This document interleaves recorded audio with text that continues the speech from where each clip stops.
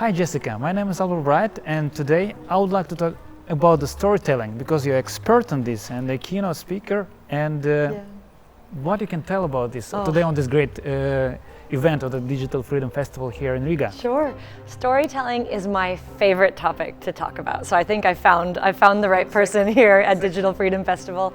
So I've co-written 2 books on the topic of storytelling. One on visual storytelling, so how you can use visuals to tell a story. And then the second one is on brand storytelling. It's called The Laws of Brand Storytelling, and it's all about storytelling strategy. So how you actually build your strategy, where you find strategies, how you craft that storytelling narrative. And the inspiration for this is I firmly believe that every company, every individual has a story to tell, and I want to empower them to learn, what their story is and also how to tell it. Mm-hmm. So you wrote 2 books about the storytelling. Yes. And why it is important for the corporation, for the company, or for the person to tell a story? So storytelling has a way of connecting us. So when we as humans get together, when you have coffee with a friend, think about it next time you have coffee with them. You're probably going to be sharing stories about that funny thing that happened at work or that vacation that you just took. When we get together as humans, we connect through stories.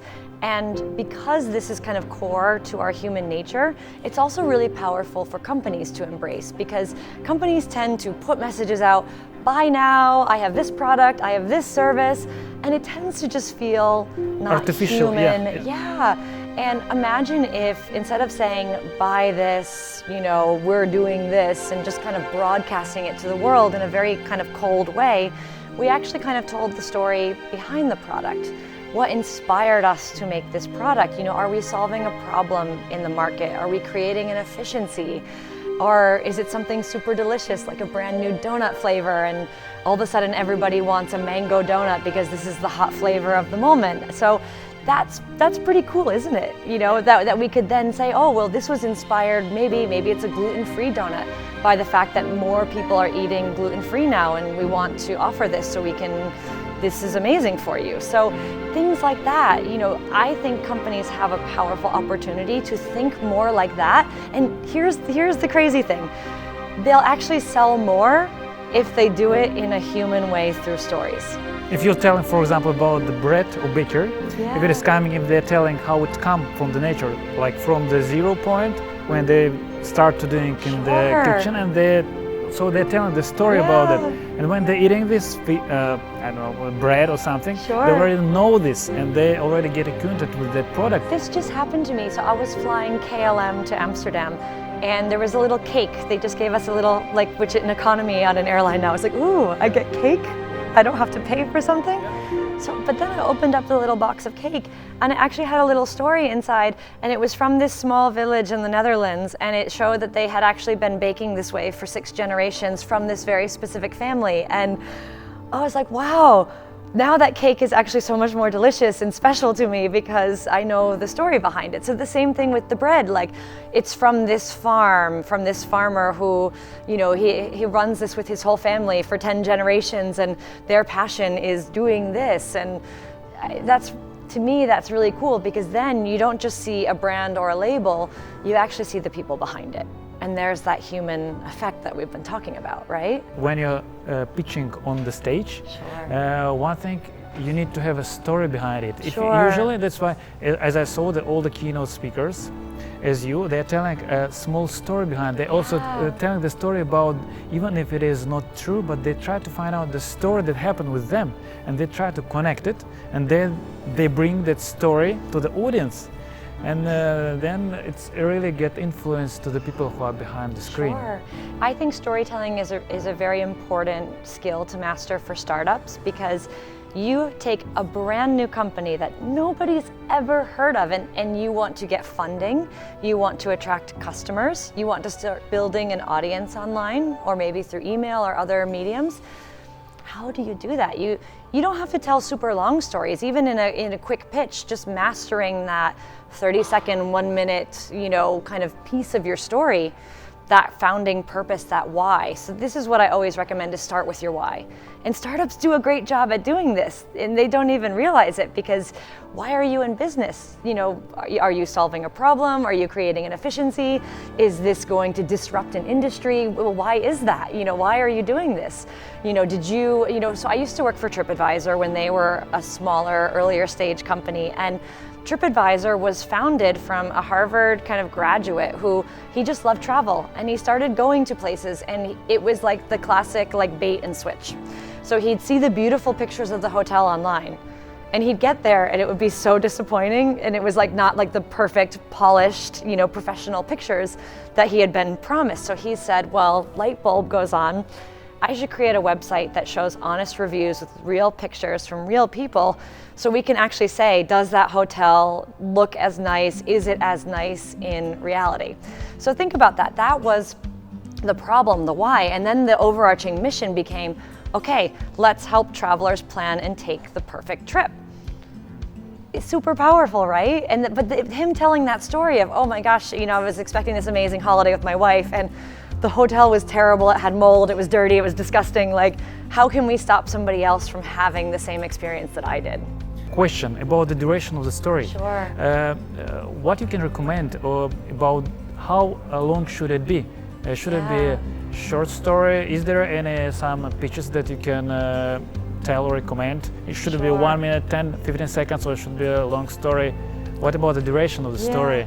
It really depends on the situation or the channel that you're telling the story on, right? Because for pitches, you know, I think what I've heard from VCs and investors is they don't want like a 10-minute story. I think, you know, they want, you know, the quick kind of story, you know, they understand your why, but then get into the commercial details, right? Like why this is marketable, you know, why they should invest, right? Like that's their why. So you also need to communicate to them in the way they want to know. But when it comes to social media, each channel is different, right? So YouTube, people will watch longer form content, but it's not one size fits all, because, you know, one brand might their audience might want shorter form stories, but another brand might be able to tell 30-minute stories. Tyler is saying about this, he's an American guy, if you know, he's based in Florida, I think. Okay. He's telling about that he divided YouTube. This is for a long storytelling.